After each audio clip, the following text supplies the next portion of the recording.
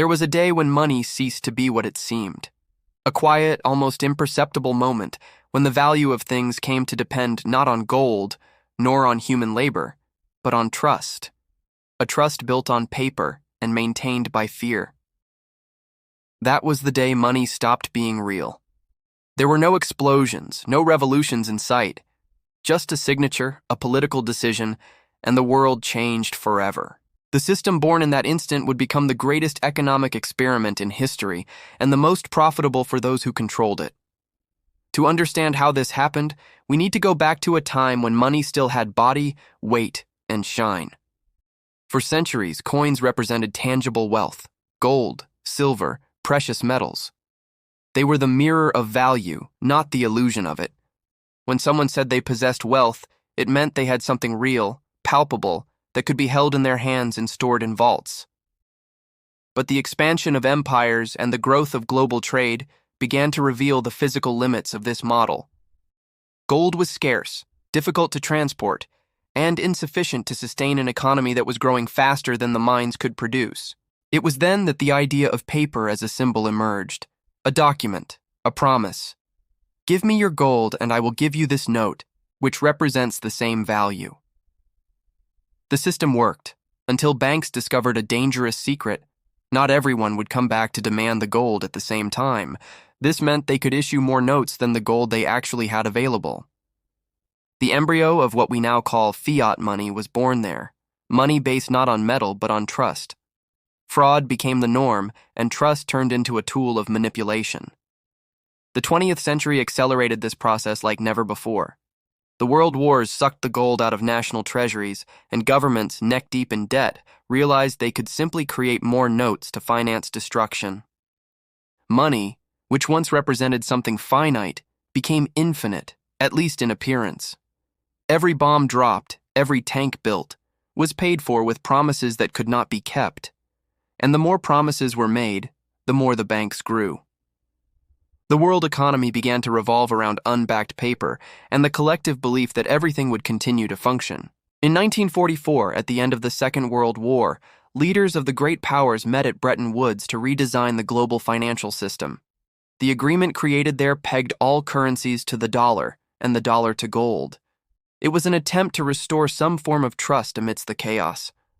But real power was being centralized in a single nation, the United States. They possessed 2/3 of the world's gold and controlled the new global reserve currency. For 2 decades, the world believed the system was stable until it realized that the gold itself was disappearing from American vaults. As countries exchanged their dollars for real gold, the United States faced a silent crisis. The gold standard was becoming unsustainable. To maintain its dominance, Washington needed more money than its reserves could guarantee. Wars, social programs, and the space race were draining resources at a frantic pace. And then, in 1971, President Richard Nixon did the unthinkable. He announced that the dollar would no longer be convertible into gold. With a single televised statement, he severed the final link between money and reality. The promise that sustained the system had been broken, and paradoxically, the world accepted it. From that moment on, money existed only because we believe in it.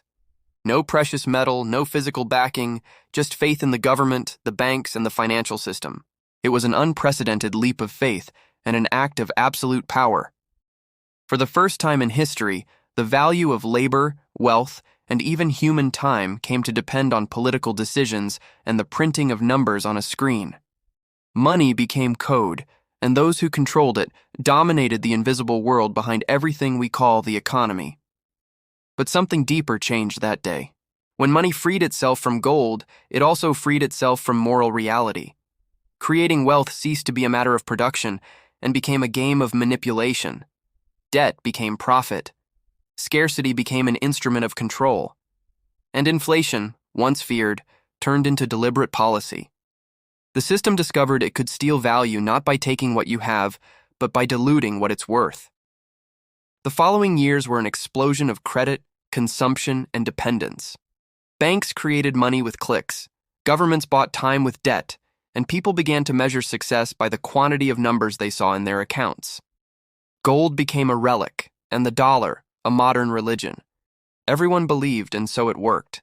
The illusion was perfect until it began to crumble under its own weight. This new world gave rise to a paradox. The more money existed, the less it was worth. Wealth began to concentrate in the hands of those who controlled the creation of the currency itself. Each cycle of expansion and crisis served to transfer power, always upward. While the average citizen struggled to maintain the value of their salary, the owners of the system printed fortunes out of nothing. Money had ceased to be real, but the control it exerted had never been so tangible. And so, what began as an emergency measure became the foundation of the entire modern economy. A castle of debt sustained by forced trust. What few realized is that when money ceased to be real, the same happened to freedom. Because in a world where value is created by decree, everything, including you, can be priced. The moment Nixon severed the link between gold and the dollar, a silent revolution began. Governments realized they could create money without limit, and central banks became the new monarchs of the world. Their printing presses, once constrained by metal, now had no ceiling. From this point forward, power was no longer measured in gold reserves, but in the ability to generate debt. The stronger a country's credit, the more it could consume, and the deeper it could sink into dependence. The new wealth wasn't forged in mines or factories, but in the invisible rooms of financial institutions. Yet every revolution has its cost. As money lost its anchor, the world lost its sense of value. Prices began to rise, not because goods became scarce, but because trust was being stretched beyond its limits. Inflation, once a symptom of crisis, became an acceptable side effect of control. The more money was printed, the more people felt richer, even as the true value of their labor evaporated. It was the perfect illusion. Prosperity built on sand, managed by those who controlled the narrative. Banks discovered that the creation of credit was far more profitable than holding deposits. Loans multiplied faster than production, and entire nations began to live beyond their means.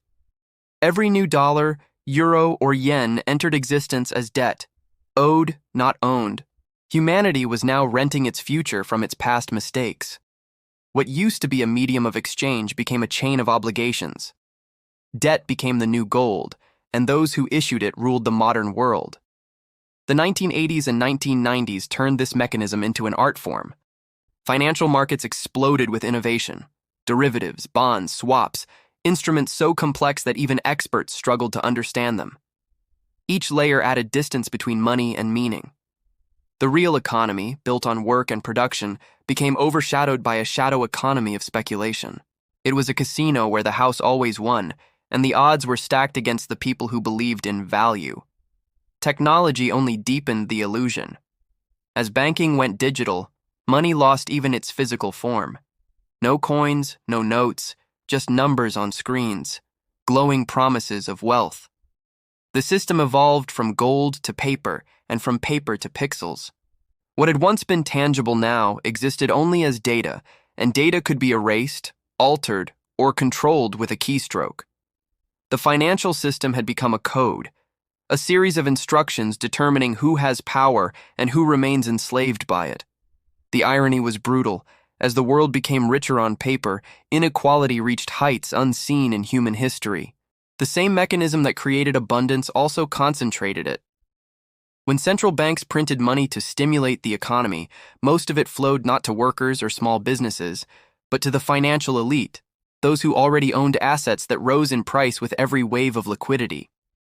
The rich grew exponentially richer, while the rest were told to work harder for money that bought less every year. Global crises became opportunities. Each recession, war, or pandemic was followed by another flood of money to save the system. In truth, the system was being rewritten every time, concentrating control in fewer hands. The old rules of capitalism, risk, reward, failure, no longer applied to those at the top. When banks gambled and lost, governments bailed them out with money that didn't exist yesterday, but would cost taxpayers for decades. Losses were socialized, profits were privatized, and the world watched, hypnotized by graphs, interest rates, and stock tickers, believing these symbols represented progress. Few noticed that the more we relied on debt, the more freedom we surrendered. debt became the invisible leash of the 21st century, a tool that disciplined nations, corporations, and citizens alike. Behind every policy, every election, every promise, there was a number. How much debt can we still create before the illusion collapses? By the early 2000s, the global economy was no longer driven by production but by confidence. And confidence is the most fragile currency of all. When people believe, the system thrives. When they doubt, it trembles. The 2008 financial crisis proved this truth brutally. Trillions vanished overnight, not because the world lost resources, but because belief itself cracked. The code had failed momentarily, exposing the raw machinery of control beneath. But instead of reforming it, the world chose denial.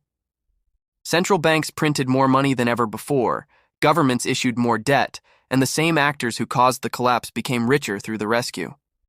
The illusion was patched, the system reset, and humanity moved on as if nothing happened. Yet deep beneath the surface, the question lingered like a virus in the collective mind. If money can be created from nothing, why are we still enslaved by it? In the years that followed, the system became self-aware. Money had evolved into something beyond human understanding, a global organism feeding on attention, trust, and time. Every transaction, every click, every digital signature added another thread to the web of control. Nations no longer competed only with armies, but with balance sheets. The battlefield shifted from land to liquidity. Whoever controlled the flow of credit controlled the destiny of entire populations. And yet, the illusion persisted. People still believed they were free, even as the system monitored every breath of their economic life. The rise of digital finance promised efficiency, but delivered surveillance. Credit cards, online banking, mobile payments, each innovation made life easier, while quietly erasing anonymity. The convenience was seductive. We traded privacy for speed, freedom for access, and independence for points and cash back. The trade seemed fair until we realized that the same tools granting us power were being used to measure and predict our every move. Money had become not just a means of exchange, but a tool of behavioral control. Governments and corporations learned to weaponize this data. Algorithms began to dictate who receives credit, who gets denied, and who remains invisible. Economic identity became a profile, one that could be scored, suspended, or erased. What began as a financial revolution turned into digital feudalism. The lords no longer wore crowns, they owned servers. And the currency of obedience was trust in a system we were never meant to understand. As the 2020s unfolded, the next chapter of the illusion emerged. Central bank digital currencies. Presented as innovation, they are, in truth, the final link in the chain. Programmable money tied directly to identity and policy. Imagine a world where every transaction can be traced, limited, or reversed at will. Where dissent can be silenced by freezing an account, and compliance is rewarded with access. This is not the future of finance. It is the codification of power. The money itself will decide who you are allowed to be. The tragedy is that we asked for it. Tired of crises and inflation, we begged for stability, and the system delivered, at a cost. In exchange for order, we surrendered unpredictability. In exchange for safety, we surrendered privacy. What remains is a perfectly managed society, where the chaos of human freedom has been replaced by the calm of digital obedience. The code of money has rewritten the code of life. But there are still those who question the script. Decentralized technologies, cryptocurrencies, and independent thinkers are trying to break the spell. They seek to restore a world where value is not dictated by decree, but created by effort. Whether they succeed or not remains uncertain. The system adapts faster than rebellion, absorbing every challenge and turning it into profit. Yet, even a perfect illusion can't last forever. Every empire, no matter how sophisticated, eventually meets the weight of its own contradictions. The truth is that money never stopped being real. We just stopped understanding what real means. It was never the gold, nor the paper, nor the digits. It was always the belief, the story, the shared illusion that made it valuable. The day money stopped being real was the day we forgot that value comes from people, not policies. From trust, not transactions. From creation, not control. And maybe that's the final code to decode. that the system survives only as long as we play along. The moment we stop believing, the illusion collapses. But until then, the story continues. The screens will keep glowing, the digits will keep rising, and the architects of debt will keep rewriting reality. The money will flow endlessly, not because it exists, but because we still believe that it does. So when you look at a dollar, a coin, or a number in your account, remember this: it isn't wealth. It's a symbol, a key in the code that governs your world. The question is no longer what is money, but who controls the code behind it. And as long as that code remains hidden, the system will remain unbroken. Because the day money stopped being real was the day we agreed to believe the lie.